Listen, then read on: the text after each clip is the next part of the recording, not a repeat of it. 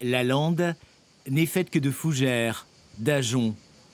L'héritage des incendies de 2022. C'est dans ce couvert végétal que des vaches vivent et que d'autres vont être installées, deux mères et leurs petits. Ce sont des vaches marines. Là, on va les laisser un tout petit peu enfermées dans le parc pendant 2 jours, je pense, 1 ou 2 jours, le temps qu'elles s'habituent un petit peu. Et après, on les lâchera avec le reste du troupeau. Autrefois, ces petites landaises vivaient à l'état sauvage, le long du littoral, avant d'être exterminées au lendemain de la dernière guerre.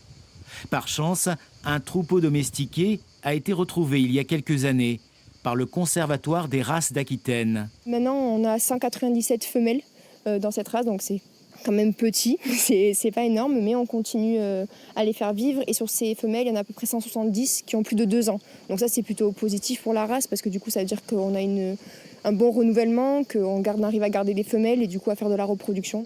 Dans cette réserve biologique, gérée par le département de la Gironde, 9 bêtes vivent déjà loin des regards. Le troupeau va ainsi grossir et continuer à débroussailler. Elles peuvent manger des petits feuillus. Les ajoncs, quand ils sont petits, elles peuvent aussi les manger. Les ronces aussi, un petit peu, elles y touchent. Donc ici, c'est tout à fait un site adapté au pâturage des vaches marines.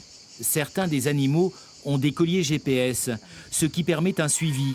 En un peu plus d'1 an, les vaches ont bien pris possession de leur territoire de 60 hectares. Il y a un intérêt pour la flore protégée. Des fleurs qui sont vraiment sur la strate basse de la végétation et qui, dès que les milieux se referment, vont se retrouver étouffés et vont moins s'exprimer. Et donc, l'action de ces vaches marines est là pour éviter la mécanisation, l'entretien régulier par des engins mécaniques. Jacinthe, Jouet et leurs petits vont venir apporter leur pierre à l'édifice d'une zone humide, comme la lande en offrait jadis, avant que l'homme ne plante des pins à perte de vue.